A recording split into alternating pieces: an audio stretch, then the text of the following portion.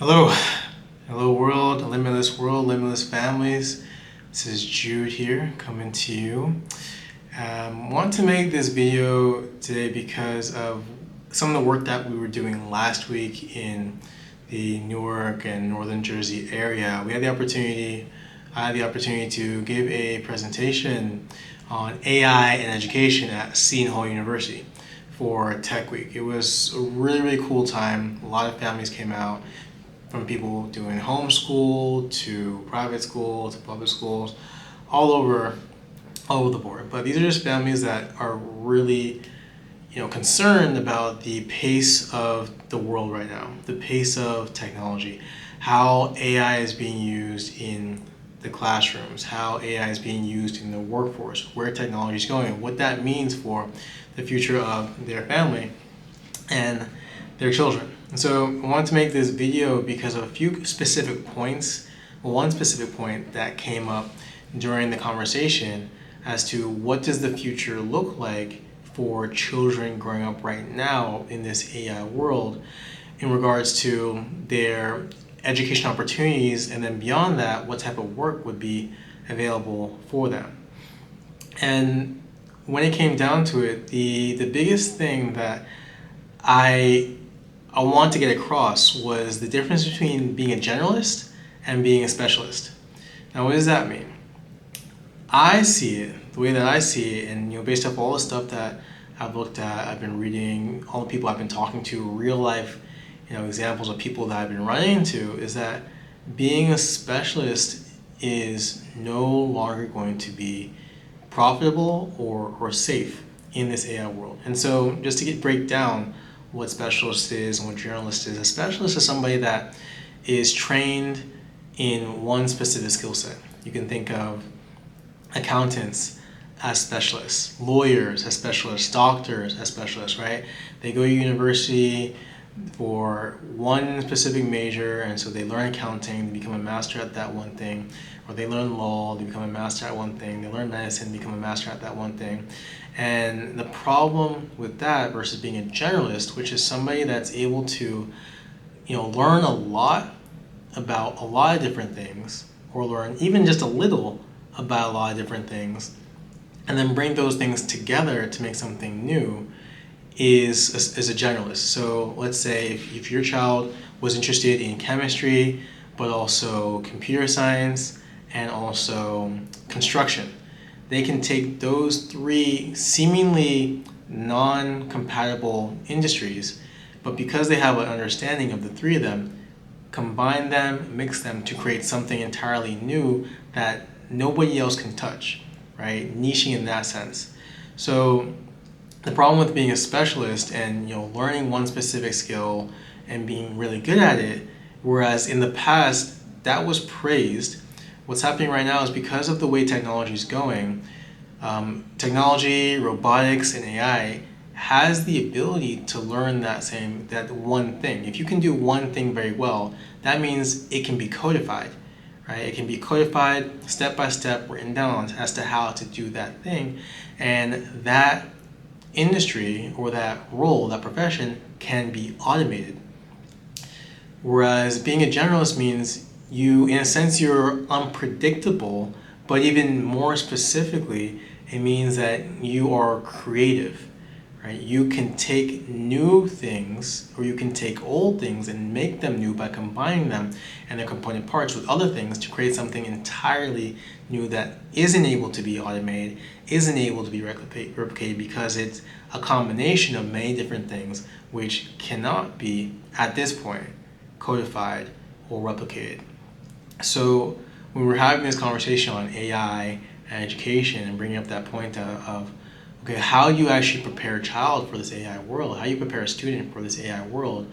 The best way to do that is to start to support them to engage in many different things.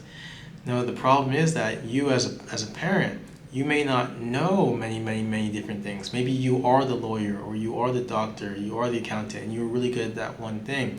And so it can be difficult to expose your children to a high volume of things, from tennis to piano, even something completely unrelated to learning a new language such as Arabic or Chinese, right? But them having the ability to get their environment engineered so that they are constantly being introduced to new things, and not just to introduce them to what interests them, but from a young age exposing them to as many things as possible so that they have the context as to what is available in this world, and through that they can decide at a later stage what they would like to pursue and what they think that they're good at or would want to develop, because they know what's possible and they know what's available. That's the greatest gift that you can give to a child in this current climate. And so, the way that we've been seeing that work out with a lot of families that we work with is, a couple kids, since they've been able to process information from a young age, a very young age, 5, 6 years old, right? Even before that, 3, 4 years old, and they're able to read very effectively. They're able to read very quickly as well. You put a stack full of books in front of them, and they're able to go through it on their own and be able to start teaching themselves and learning about new things by themselves, right? If resources are tight, if the ability to go out and see the world is tight, the biggest thing that you can give your child is the ability to learn how to learn how to think. And then you go to a library, check out the whole library and put that library in front of them. They can still learn a lot of information on their own, but it first and foremost comes down to them having the skill set for reading, comprehension, and then beyond that, learning how to be disciplined, learning how to be focused in studying a new task or a new industry, right? That is the skill of the future.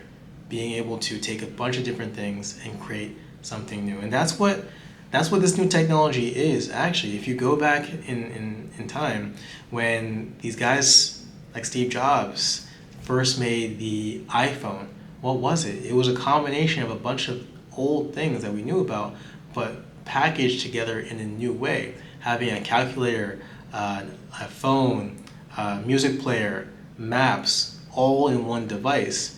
He took a lot of specific things and combined them to make something new. And so that's really where the world is heading.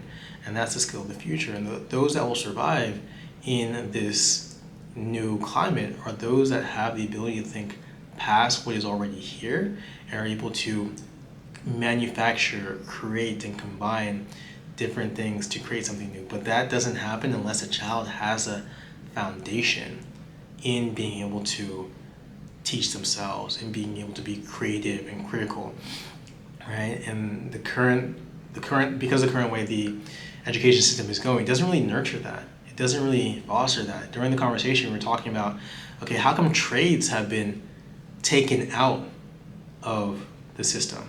And we use that language specifically, removed versus taken out, is because somebody had the idea of, okay, we need to take this out so that students don't get exposed to this. Students don't learn that they can go into construction or electrical engineering or HVAC from a young age, and throughout that develop an interest for that and possibly make a business of their own out of that, right?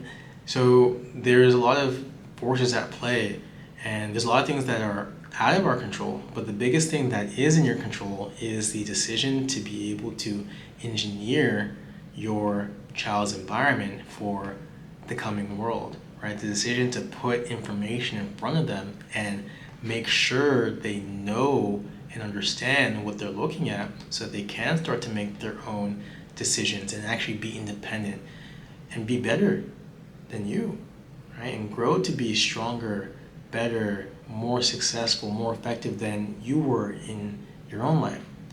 That's the biggest gift that you can give your child in today's world.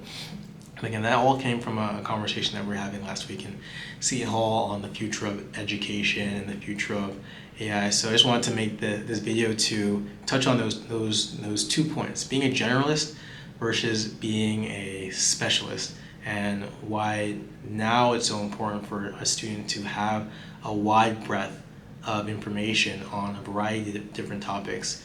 But foundationally, that comes from their ability to actually learn how to think. And that's what we focus on here in our organization, connecting parents, connecting students with the right tools so that they can be able to start to do that for themselves, despite how young or even how old they are.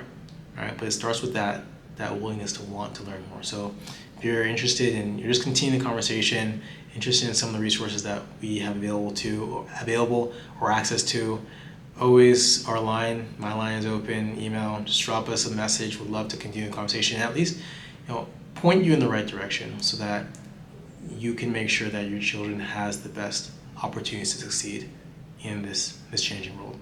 Okay, it's been a pleasure to connect, speak. I will talk to you soon. All the best.